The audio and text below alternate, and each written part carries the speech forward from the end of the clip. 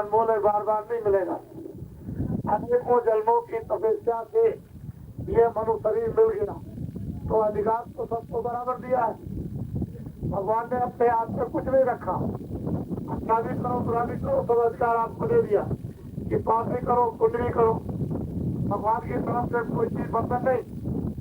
आप तुम अमीर और गरीब अपने अपने कर्मों से बन जाओ, तो इसमें भगवान का करना पड़ेगा।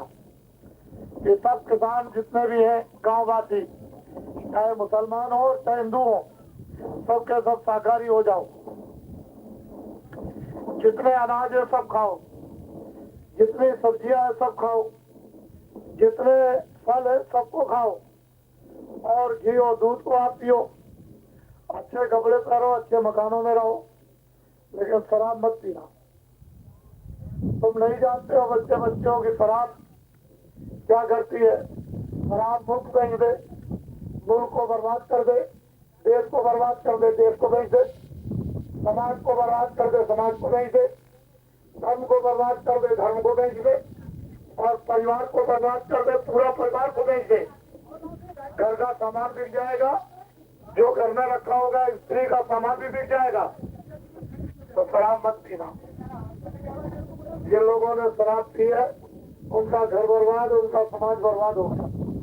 बड़े बड़े भाग चले गए शराब पीने में, जमींदारी चली गई और बड़े बड़े धनीमानी खत्म हो गए। तुम छोटे से किसान हो, थोड़ी सी जमीन रखते हो, हम जानते हैं कि तुमको तकलीफ है। हमको ये मालूम है कि छोटी छोटी जमीनें रखने वाले ये किसान इसमें ज्यादा पैदा नहीं होता, ये भी हमको मालूम है। और महंगाई सब चीजों पर है, क्यों तुम कपड़ा भी पहनोगे, बच्चों को पढ़ाओगे भी, कलम कागज भी चाहिए, फिर खाने की चीजें भी चाहिए, बाजार में जो चीजें बिकती हैं वो भी चाहिए आपको, तो वो सब चीजें महंगी, और टैक्स भी बहुत लग रहे। तो तुम मोटी बुद्धि रखते हो, जितना टैक्स लगता चाहे जितना टैक्स लगा दो,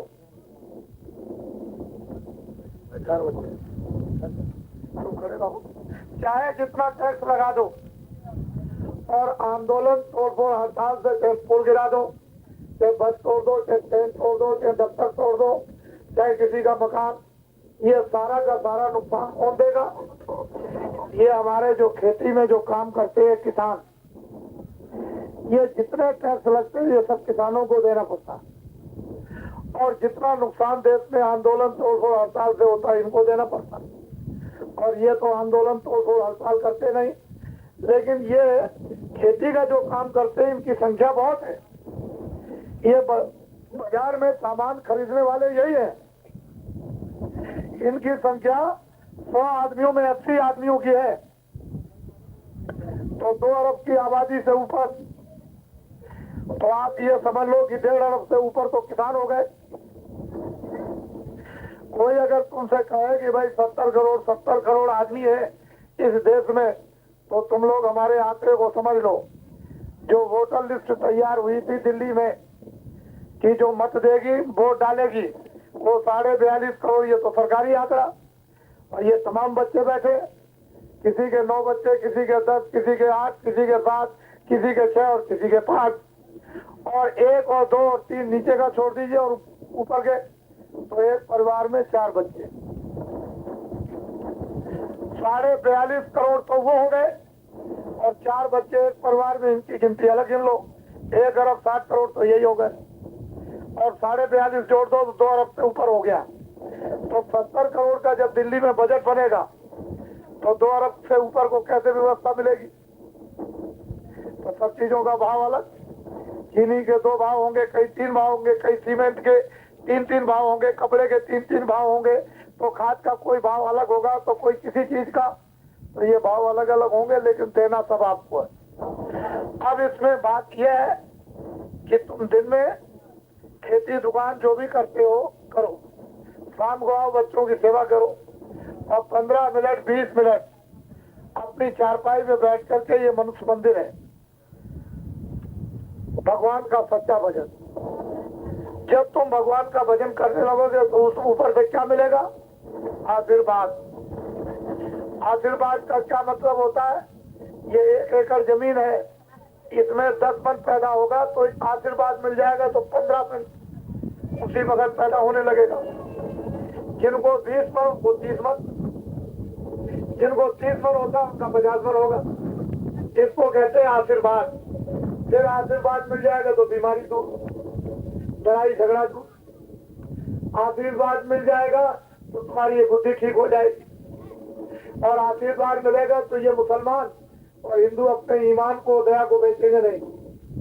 अभी तो 2-2 पैसे में बिक जाता है।